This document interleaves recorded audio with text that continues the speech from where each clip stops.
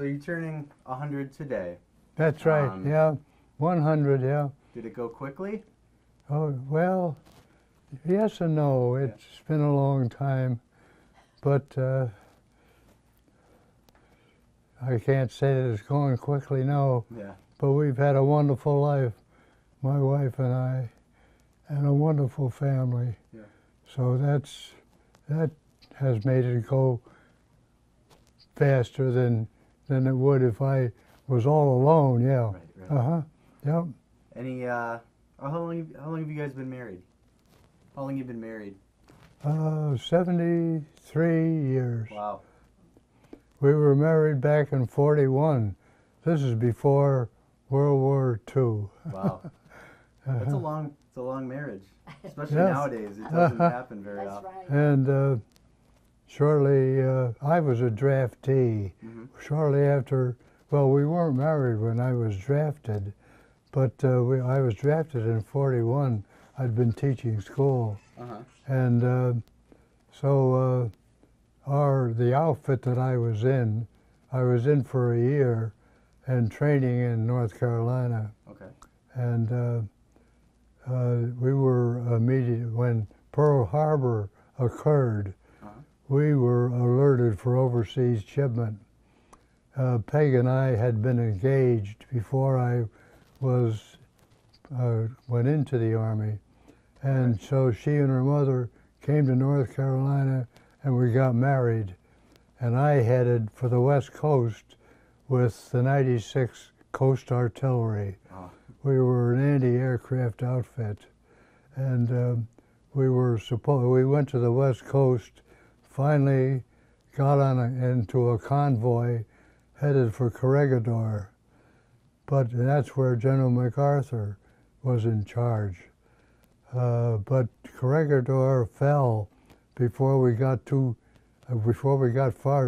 far out in the Pacific. Mm-hmm. So we were dropped off in Hawaii, and I had been an enlisted man up until then, but I figured this thing was going to go longer than we had planned originally. So I applied for OCS and came back to OCS. Went through OCS, did a little more training here in the States.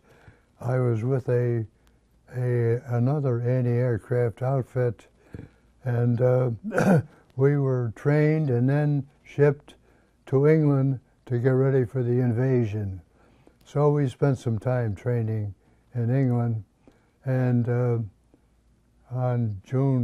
it was about June the 12th or 13th, that we got onto a landing ship to LST, landing ship tank, because we had guns and trucks that had to be transported. So we crossed the channel, landed at Omaha Beach, and spent some time on the beachhead, of course, shooting at planes when they came over, trying to protect the howitzer outfit that we were attached to.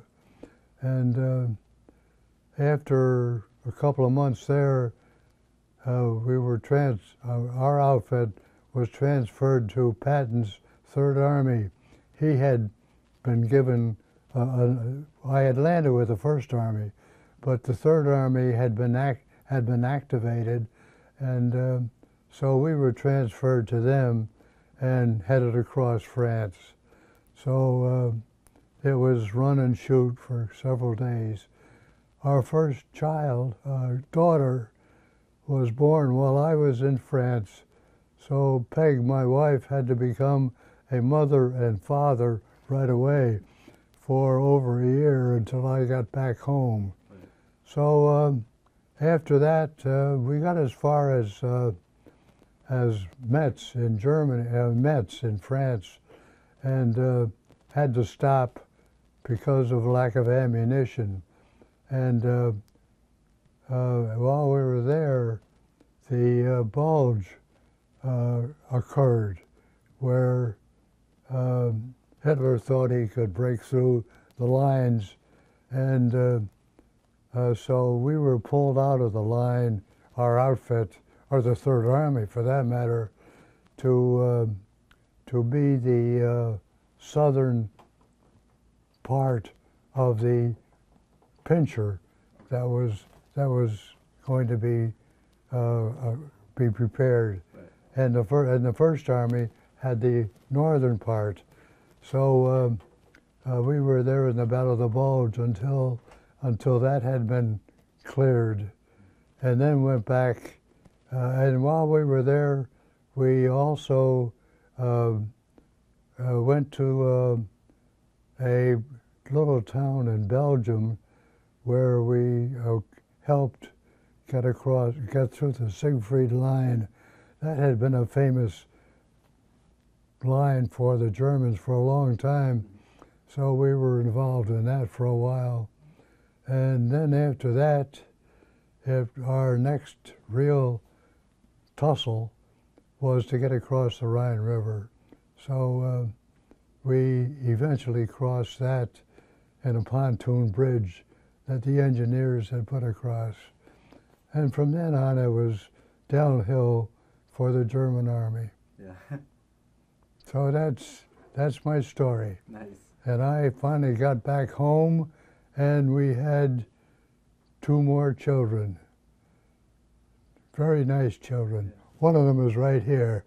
It's a daughter, the daughter of our second daughter. Right. And a son. So we've had a wonderful family, and all those 3 children have developed the 20-member family that's here today for my reunion, for my birthday. Wow. You had a lot of stories about your time during the war. Do you see any of the people that you were in war with? What's that? Do you see any of the other veterans that you were in war with? Not that I was in the war with. We did have a reunion periodically for the 6 officers that I served with in our battalion, in our battery. We were in a battery with 6 officers, and so we did have a reunion for a while, but they've gradually, except one, has died off. Right. So I'm probably about the remaining one. How did I live to 100? Oh, I think I answered that at the beginning. I had a good wife who kept me going for 73 years. So that, and a wonderful family who's here today. The first time we've been able to get them all together in 3 years. So with new members too. that's what makes it special for me.